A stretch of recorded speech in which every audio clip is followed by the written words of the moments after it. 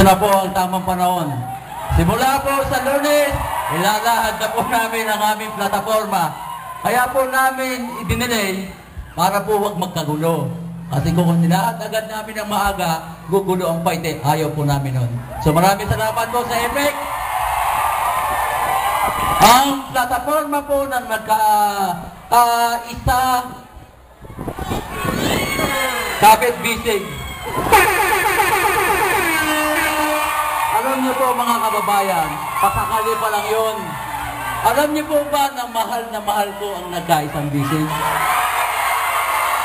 Ang problema ay hindi ako minahal. Kaya ayos lang. Okay. Minsan, hindi ko trinidor. Okay, pinapakilala ko po ang grupo na maglilingkod ng patuloy ng sayang sigla. Ang ipinangako po ng kapit-bisig, ibalik ang saya at sigla. Tulad po ng aming ipinangako, bumalik baga o nawala. So, bumalik. So, accomplish po kami sa pagbabalik ng saya at sigla. Nakikilala ko po ang aking katuwang, simula't simula, kami po ay isang likom ng bituka. Kahit anong oras po, nadyan kami. Kahit po bumabagyo, kalamidad, nadyan po kami. Siya po ay panggabi, ako ay pang-araw. Matutulog po muna ako sa gabi, siya sa gabi, siya matutulog sa araw. Ako naman po magte-take over. Kailangan ko po ng isang kasama, katuwang na maaasahan, kapareho po ng aking prinsipyo, laang magsakripisyo, kahit anong oras na didiyan. Diyan na nga po kami nakatira para po anytime na kailangan niyo po kami, na diyan lang kami. Vice Gate Paraiso. Bayan ng Paite. Pakiusap na po. Sayang po ang kanyang kaalaman, karanasan. Huwag po natin sayangin. Hayaan po natin magamit ng bayan ng Paite. Ang kanya pong karanasan sa pagpepera, hindi na po ako mahirapan. Hindi na po sasakit ang ulo ko dahil nadyan po si Konsehal Saldi para makatuwang ko sa pagpepera ng ating pamalang bayan. Konsehal Doy Baldimor, Konsehal Hermie Baonggasa. Alam niyo po, ang aming plataforma nung nakaraang eleksyon, 3 K. Kabundukan, kabayanan at kalawaan kasama ang kapalayan. Alam niyo po itong dalawa, ang the best ko naman sa kabundukan. Sila po ang nag-aasikaso ngayon ng organic farming, sila po ang nag-aasikaso ng ating batikuling. Meron na po tayong halos 3,000 na tinanim dyan na batikuling na dyan po sa taas. Ito pong dalawa ang talagang maaasahan ko. Sila po ay pwedeng sa Kaingin, pwedeng sa Palayan, all around. Lalo po si Paring Hermie at sa Kandoy. Sila po ang maaasahan natin sa programa sa taas. Yung pong sa 3 Cross at saka sa Talon, ito pong dalawa ang aking nakakatuwang. Kailangan ko po ng katuwang para po mapaunlad natin ang ating kabundukan. Konsehal Hermie Baonggasa at Konsehal Doy Baldimor.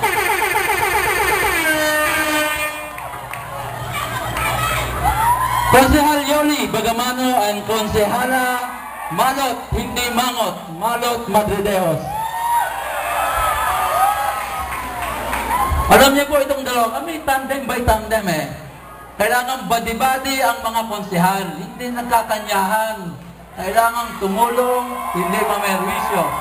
Alam niyo po si Konsehal Yoli, ito po yung retiradong teacher. Kailangan po natin ang isang representative mula sa kaguluhan, isang literado na talaga yung karanasan po'y magagamit, partikular po sa mga kababaihan, sa kultura at sining, pati na ang senior citizen. Kaya napakalaking bagay po ni Konsehala Yoli Bagamano para po may pagpatuloy po ang saya at sigla sa bahay ng Paite. Ito po ang talagang badi-badi ni Mayor Anelda para sa mga ganong programa. Si Konsehala Malot Madridejos, alam niyo po, napakasipag na kagawad ng Barangay 7. Napakakulit. Pag ito po ay nangulit sa akin, hindi ko pwedeng tanggihan. At napakasipag po talaga. Siya po ay kailangan natin, pag siya po ay naging konsehala, kasama ko na siyang mangungulit po sa Kapitolyo, kay Congressman, para po maging effective ang ating pamamahala. Konsehal, subok na po ito sa Barangay 7. kailangan po ng bayan, ito po ay matagal ko inobserbahan, pakiusap din po itong dalawa para konsehala.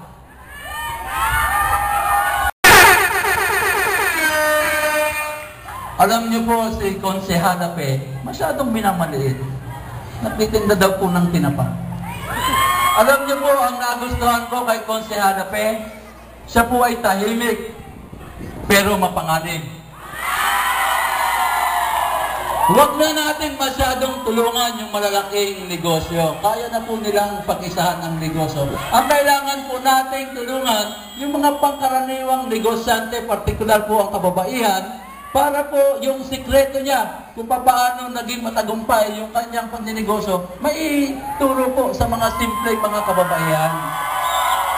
Ako po'y naniniwala, si Konsehala Pe Kagin Kahumban po, yung kanyang pagsusimiksa sa buhay, masinop, makakatulong po ito doon sa mga kababaihan na gusto rin magnegosyo. Ano po? So sa mga kababaihan dyan na mga gustong magnegosyo, Konsehala Pe, isama na po natin. Ito po si Tita Ems ang the best pa isa. Alam niyo po si Tita Ems, naglingkod po yan sa munisipyo for 15 years. Sayang po yung experience niya. Kailangan po natin mga karanasan, nadidiyan, makakatuwang po at makakatulong po natin para po doon sa mga programang may kinalaman po sa social services. Yung pong mga kanyang connection doon sa kanyang trabaho, kailangan po natin. At ang kagandahan kay Tita Ems, yung kanyang mga karanasan, magagamit po natin para maalalayan po yung ating mga kababaihan, kabataan, at pati na po yung mga kalalakihan. So, siyempre, kaya nga tinawag na Tita Ems ng bayan, dahil siya ang ating tita, makakatulong po, makapagbibigay ng advice, para po ang ating mga problema sa buhay ay ating maigsan. Ano po? Tita Ems po ng bayan at Konsehala Pe Kagin Kahumban. Napagbigyan nung nakaraan. Lalambing po ako, pagbigyan nyo na po ngayon. Alam niyo po, ang taong nasa likod po ng pagpapaliwanag ng bayan ng Paite, si Konsehala Pe po, sabi po sa akin, Mayor, kahit hindi po ako pinalad yung man lang ating plataforma na nilahat ko sa hintabladuhan, sana pakiusap po pagpatuloy mo. Kaya yun po ang una nating ginawa, madilim na Paite, pinaliwanag natin sa gabi. Pet, buwas ko para Konsehal. Alam niyo po mga kababayan, matagal din po akong naglingkod. Simula po Konsehal, sabi ko po, pag ako po ay pagbibigyan, sino po ba mag-aakala magiging konsehal ako nung time na yon? Isang maging independyente, kinupkop ni ex-konsehal Ernie Cadawas, nakasama sa nagkaisang bisig, nanalo. Ako po ay talagang walang plano. Sa pakiusap lang po ng kapatid ko, nasubukan bilang pagsunod po sa yapak ng aming mga ninuno na sa bawat henerasyon meron sa lahi namin na maglingkod sa bayan at magambag po para po sa kagalingan ng bayan. So kaya po nung ako'y pinalad, ang sabi ko, kung ang aking panahon ay para sa bayan ng Paite, sige na, maunawaan naman siguro ako ng pamilya ko. So naunawaan naman ako, nandiyan naman sila, sumusuporta, pati mga anak ko naunawaan. For 15 years po, hindi po ako naging magnanakaw. At yan po, sa banda-banda yan, patutunayan ko po kung sino ang magnanakaw. Yun po ay ilalahad natin sa tamang panahon. At ang tamang panahon ay sa isang linggo na game na po kami. Hindi ko na po iisa-isahin ang mga nagawa. Kung ano-ano ang nasadya ng munisipyo. Hindi ko po nasadya yun. Nasadya po ng munisipyo yun. Itong kailugan natin. At ang amin pong plataforma, katulad ng amin, hindi ko po naging plataforma nung nakaraang eleksyon ito. Ang sabi ko po, pangarap ko po, na ang lugar na ito, mawala ang istasyon ng pulis, kung maaari hanggang ADC, para po makita natin ng mas maganda ang ating bayan. Kayo na po ang tumingin dyan. Pag nawala po yung nakasaklang sa ilog, kahit po kayo na doon, makikita niyo yung patio, makikita niyo yung simbahan. Pag yan po ay nagawa natin, ako na po ang nagsasabi sa inyo, uunlad po ng maganda ang bayan ng Paite. Mas gaganda. At ang katuparan, yung pong PLDT. Yung pong PLDT na pinagtatawanan na hindi daw kayang makuha ng munisipyo, nakuha na po natin. Doon po natin ililipat ang pulis, itong side na ito, para po makita ang ganda ng fighting. Pati bumbero, isama na rin natin. Matagal na pong naka-squat. Pinapalayas na po ng DPWH, gagawin po natin ang pangalan. Dati-dati po, kasama ko po si Vice Kid. Hirap na hirap po kami kumbinsihin tuwing may kalamidad yung ating mga kababayan nasa may danger zone. Sa tagal po ng panahon, nagsisiksikan sa Upper Palengke, sa simbahan. Ngayon po ay sisimulan na yung coverture para po sa evacuation center. Alam niyo po, ang sikreto lang po ng pamamahala, maging masinop po tayo sa pagpepera. Hindi po utang ng utang, hindi gasta ng gasta. Kailangan po makapagsubi tayo para po tayo makasadya. Sa banda-banda yan po, ay 2 minuto na.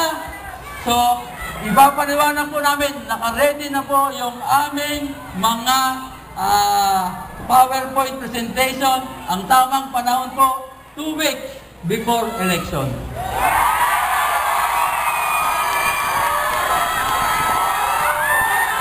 Alam niyo po mga kababayan, isa pa, doon sa 1 minuto. Kaya po kami sumisigaw ng pagbabago. Yung lumang sistemang bulok ng politika. Gumagawa ng mga script na mga pamamaraan para lokohin ang mga botante para magmukhang masama ang kabila. Kayo na po ang makapag-obserba kung ano, nagsisimula na pong dumating ang masamang sistema ng politika na naman. Itong 2 weeks na ito, masanay na kayo tuwing eleksyon, pagyan pa rin po ang susuportahan ninyo, bahala po kayo. Tayo po ay sa matino, malinis, at talaga naman pong matahimik na eleksyon. Ano po? At lahat po, para pinaka-the best, magkamayroon ng debate sa April 30. Ano po? Yun na po, maraming salamat po at magandang gabi.